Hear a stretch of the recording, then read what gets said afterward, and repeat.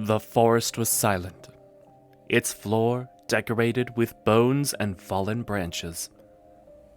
A low mist blanketed the landscape, drifting down from far-off mountains. The silence was broken by the roar of engines and the rhythmic pounding of mechanical legs. The Moonchild and her beast tore through the woodland, crushing bones and occasionally throwing trees aside. Though she had proclaimed her course, none of the beings had followed, allowing her a moment of peace and contemplation. She had often roamed the forests of Earth, learning to hunt alongside the gardener and its hound knights at her liege's request, or simply wandering the land that should one day be hers. She leapt from the iron frame, taking the red glow which burned inside it with her.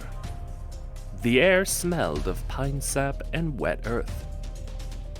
The mist was cold against her skin, and the distant sun offered little heat. The few rays which penetrated the canopy barely carrying any light, let alone warmth. As she walked, branches and bones snapped beneath her steps, piercing the silence. Her red light faded to an iceberg gray, and she slowed, reaching down to pick up a skull. It looked like some kind of hound, similar to her beast's own head. The beast that eagerly paced ahead of her and beckoned her on with mechanical barks. She continued on, bringing the skull with her, and climbing back into the iron frame. She began to sketch the skull in prismatic moonlight, another talent taught to her within the court. As she drew, a clearing came into view, the structure within violently contrasting the forest. All smooth white curves and hard edges. It ate the sound around it, silencing the roar of her jets. She reignited her crimson glow, and leaving her beast to prowl the edge of the clearing, she wandered towards the steps.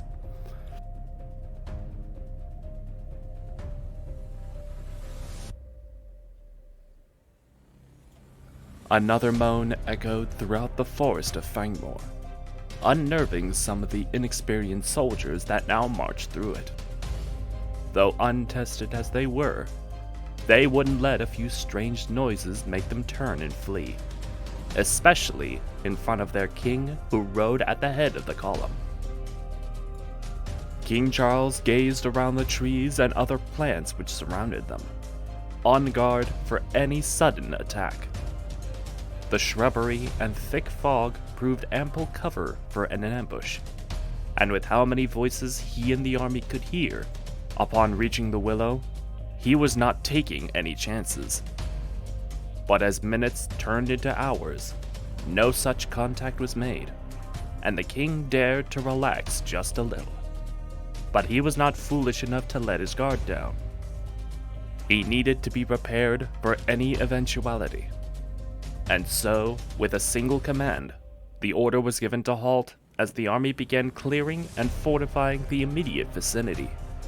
With luck, they'd at least have a stockade up by nightfall.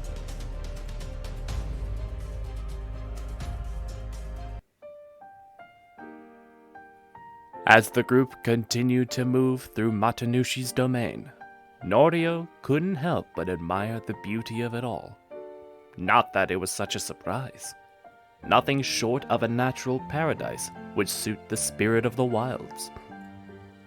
But he shifted his gaze to his companions. Goruso, Jorichi, and Kaeda followed pace, similarly enraptured by their surroundings. Naoki, meanwhile, had fallen behind, holding her arms towards the sun, her palms folded towards her. She had been doing that every so often since they had arrived, and it had led to nothing but a confused face. His curiosity around the practice finally got the better of him. "What are you doing back there?" he asked the lagging archer. "Oh, sorry," she replied, catching up to the group. "An old farming trick father taught me." "Whatever it is, cease it. I will not be having you fall behind again. A sullen face spread across Naoki's face as she trudged to the front. That goes for the rest of you too. You all saw what else was brought here. The others nodded and pressed on.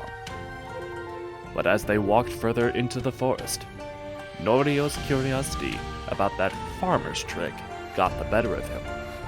Following the steps he had observed, placing one hand over the other until he touched the sun. 16 fingers is all it took. Now what? He pushed the thought to the back of his mind and walked.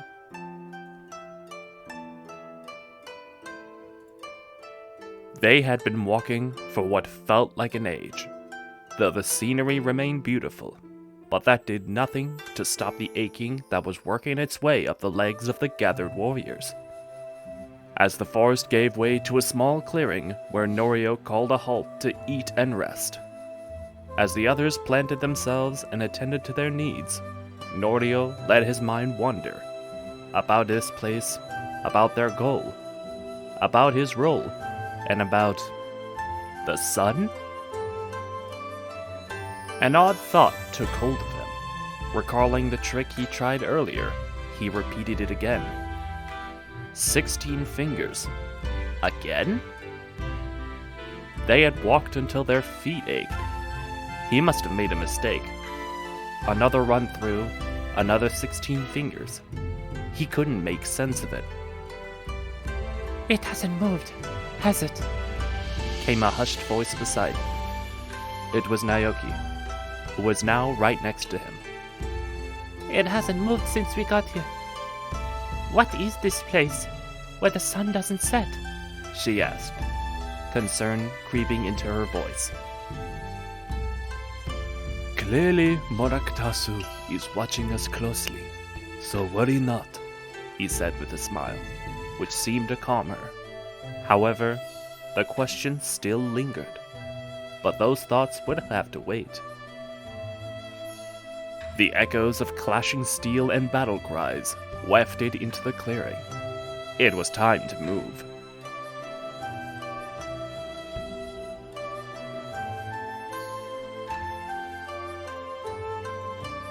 Operation Nevergreen, Report 1.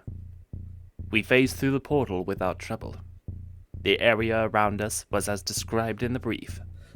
Large misty forest, cold and damp. The willow described in the brief was situated directly in front of us. The willow attempted to speak to us. Its first sentence was a plea for aid in fighting Silex. Several shifting facial features appeared in its bark. After around 5 seconds, it morphed into the insignia of High Dominion in Sadian. Immediately, the willow became a black silhouette due to the automatic sensor function in our helmets. Alarms blared in our visor and our ears, mental intrusion warnings. Because of this, we could not properly interact with the willow. It appears that this entity communicates telepathically. The vigil Sirocco manually disabled her hat's built-in inhibitors and managed communication with the entity. The following is a transcript of the recorded audio of the interaction. Note: Sirocco saw a mirror surface on the tree, her reflection staring back at her. She does not recount seeing any insignia. The willow spoke with Sirocco's voice as if she was addressing herself. I have history with renegades. Our organization knows their potential for the uprooting of world order. Silex is the same. He is a threat to the stability of all realities. I know this to be true. I must find him. Bring him here. Read my mind as you have been doing, creature. Let me know if I'm fooled by your deception. I am not being deceived. The explanation is simple. No one has authority over me. I only take advice from my own voice. Silex defected. You will tell me his reasons. He ventured into the fog of oblivion. None have ever returned from the fog. But Silex did, and it has changed him. He cannot be trusted. I must not listen to any of his ramblings. His recklessness threatens the Fangmoor and all realms beyond it. I must be careful not to let him escape. You underestimate me, creature. I know you lie about Silex. I will find out why. She brandishes her blade and prepares to strike the willow. The communication was interrupted by the presence of hostile entities. It seems other realms have received the same call from the willow. We advance to the far southeast to avoid contact. This interaction proved valuable to our research, yet it reveals our situation is more dire than originally expected. Here's what we know for certain. 1. The willow probes the minds of those nearby and takes the voice and shape of what those minds consider an authority. This is likely a tactic to gain trust. The willow considers Silex a threat. It does not want us to trust him. To this end, it lied. We are currently observing a band of lycanthropic marauders. They are aware of our presence and appear hostile. Despite our efforts, conflict is imminent. Operation Nevergreen requests additional manpower from the Commodoriate and the Arx Lumini. Signed, Captain Vega Eridian, the Cygnus.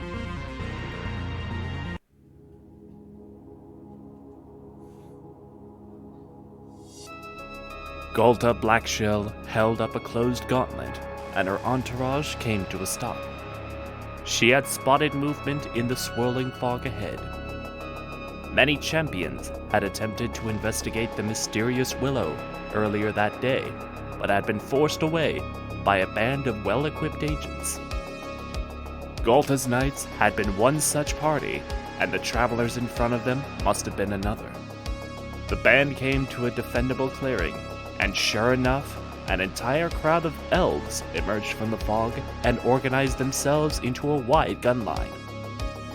At the squeaky sound of the foreman's orders, the formation of small soldiers began to march forwards. Walls of soupy mist gathered around the two forces, as though drawn to the impending violence, and the first battle of the Fangmoor began. Gunshots and rockets whizzed through the forest. The elf formation was bristling with festive firepower, and easily had the numbers to overwhelm Golta's Knights. The champions of the Undermire advanced into the barrage, and plunged into the banks of the dreary fog scattered around the battlefield.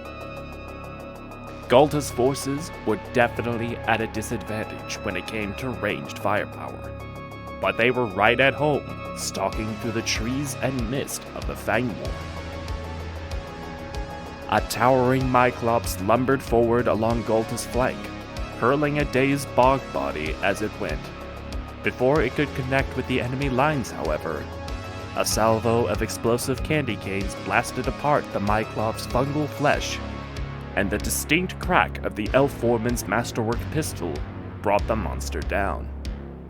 All the combatants watched curiously as the giant corpse was drawn down into the ground by the clutching roots of the Fangmoor, and with an unsettling whisper, the hungry fog began to close in.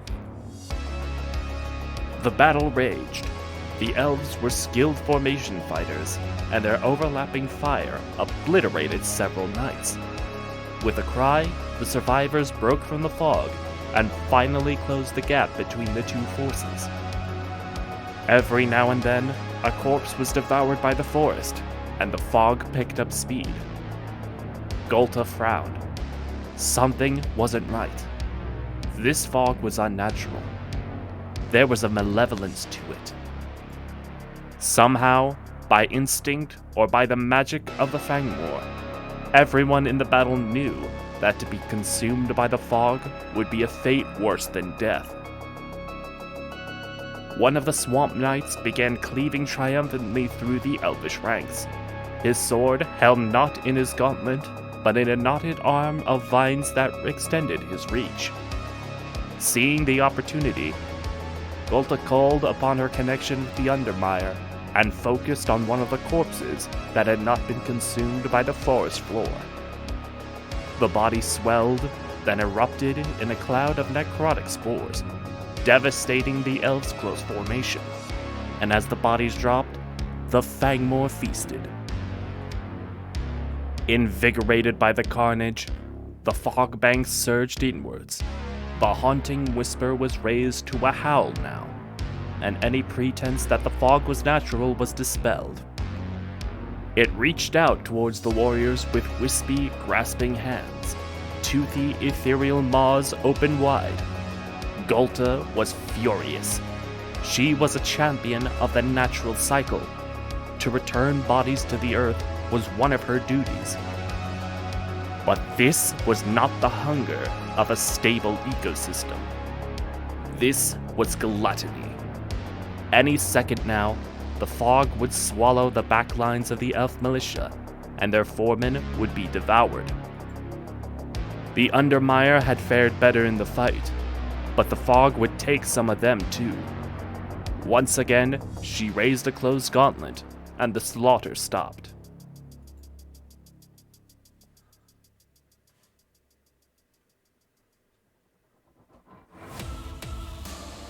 The air smelled of burning wood and flesh, and rang with the cracking of whips and the screaming of peasant laborers. Smoke had enveloped the skies around the clearing and fortifications the demon knights had built. A thick smoke more akin to volcanic ash than any normal wood smoke. Occasionally, the cries of some poor unfortunate animal would be heard as the aspirants discovered it, hunted it down, and dragged it off to some unknowable, horrific fate. Oh yes, it was a beautiful day. Sire, the fortification goes as planned. Abigor smiled, as whatever poor forest animals had been caught by his men were thrown into the boiling blood cauldron in the center of his makeshift fort. Soon, whatever pathetic forest spirits this wood held would retaliate, and then the real slaughter would begin. This was setting up to be one hell of a time.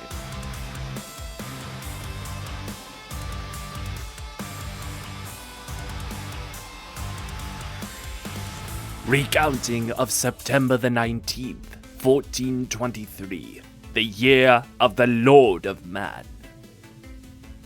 We entered the damned woods and were beset on all sides. We fell into the deep dark of the fog and the wood, and waited impatient.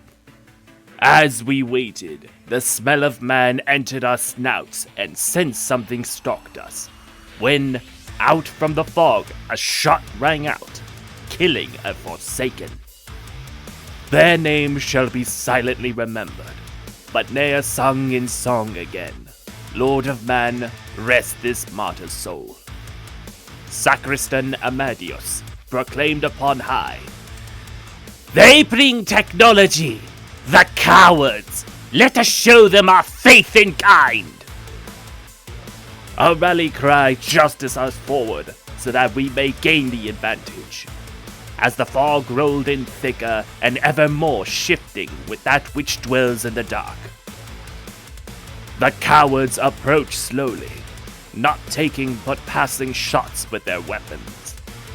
The fools, the heretics, the damnable fiends, their apprehension is our action. Sacristan Amadios, carrying the bones of our most irreverent brother Quintius Pius Eliphas III, Lord of Man, rest this martyr's soul, beset one of their own, but fell back after a brief quarrel. Redeemer Constos, beholder of the lamp of 14 jinns, left the mortal plane, appearing before a trio of the enemy. A slaughter broke between them, and Constos returned to my side. Thoroughly beaten, their numbers reduced, and overtaken by panic, the enemy retreated. Post-Pugnum, we burned the body of the Forsaken, Lord of Man, rest this martyr's soul, and tended to the limited wounds that were sustained. We yet remain, and our duty is unchanged. Burn the forest until carrion ash, burning sulfur, and bring the head of these impostors, and whomever may deny us this duty. Principality Tocum, the servant of the Lord of Man.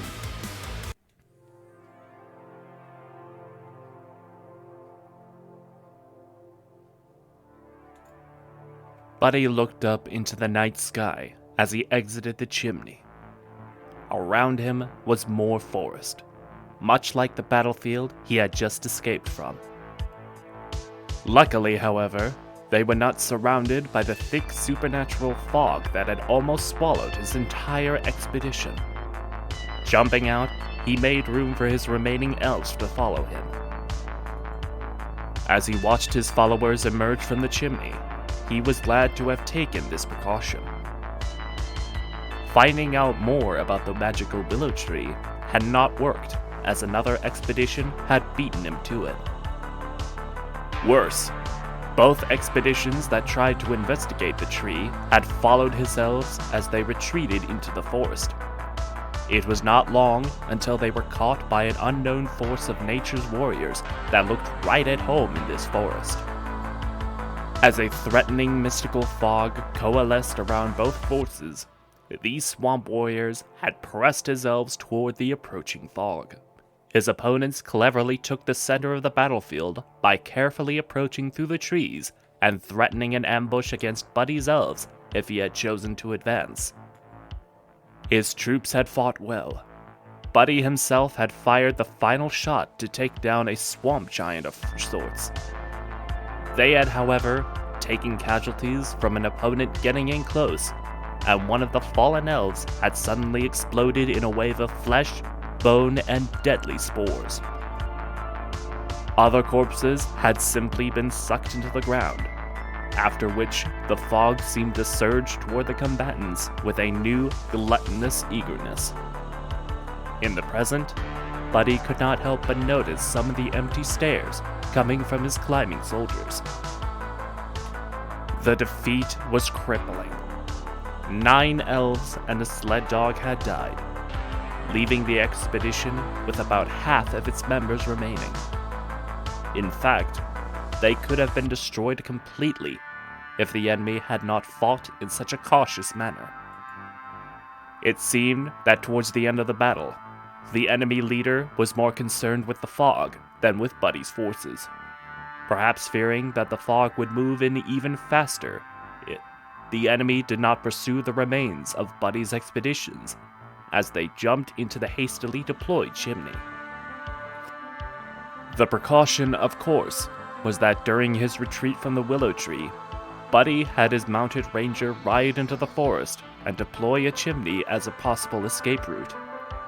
Without this jumping out point, his expedition would have found its end at the hands of the mysterious forest warriors. Or they would have been swallowed by the fog. Still, Buddy could not be proud of his foresight. It was under his orders that his expedition had entered this foreign and deadly land. Under his orders, half of his elves had died.